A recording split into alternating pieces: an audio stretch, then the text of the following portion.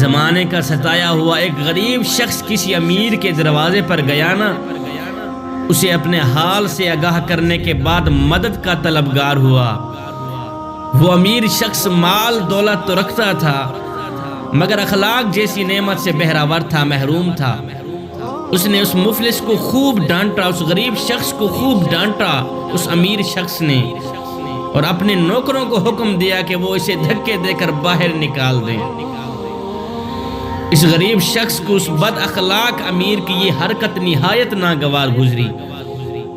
اللہ نے اس امیر شخص کے ساتھ ایسا کیا کیا کہ اس کی تقدیر ہی بدل ڈالی، اور وہ پے در پے نقصانات کی وجہ سے اس کی ساری دولت ختم ہو گئی، اور وہ اس عزت سے محروم ہو گیا جس کی بنا پر وہ مغرور ہو چکا تھا۔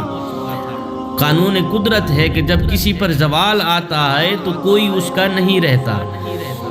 اس کے تمام ملازم عزیز و اقارب نوکر اس سے جدا ہو گئے، اور اس کے ملازموں میں سے ایک ملازم ایک اور امیر شخص کے گھر ملازم بن گیا۔ کچھ دنوں بعد وہ ملازم اپنے آقا کی خدمت میں مشغول ہی تھا کہ کسی فقیر نے دروازے پر آ کر صدا لگائی۔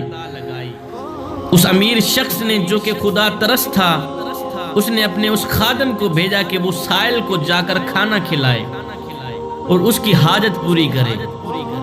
خادم کھانا لے کر گیا، اور جب واپس آیا تو شدت غم سے بے حال تھا، اس کی آنکھوں سے آنسو جاری تھے جیسے اسے کوئی بڑا صدمہ پہنچا ہو۔ اس امیر شخص نے اس گریہ زاری کا سبب اس سے دریافت کیا تو اس نوکر نے کہا، جو شخص دروازے پر صدا لگا رہا تھا وہ کسی وقت بہت زیادہ دولت مند تھا، امیر تھا وقت کا۔ میں اس کے ملازموں میں شامل تھا، نوکروں میں شامل تھا، اسی کی ہی نوکری کیا کرتا تھا، وہ اتنا بڑا امیر تھا، لیکن آج اس کی یہ حالت دیکھ کر مجھے رونا آ گیا ہے۔ اس امیر شخص نے جب ملازم کی یہ بات سنی تو کہا کہ تو اس کو تو پہچان گیا ہے لیکن تو نے ابھی تک مجھے نہیں پہچانا، اور میں وہی مفلس شخص ہوں، وہی غریب شخص ہوں جو اس کے پاس اپنا سوال لے کر آیا تھا، مگر اس نے مجھے بے عزت کر کے گھر سے نکال دیا تھا۔ آج تو اسے جس حال میں دیکھ رہا ہے یہ اس کے برے اعمال کا نتیجہ ہے، اور اللہ نے اسے اپنے کرم سے نوازا مگر وہ فرعون بن گیا۔ اگر وہ ایسا نہ کرتا تو آج اس کا یہ حال نہ ہوتا۔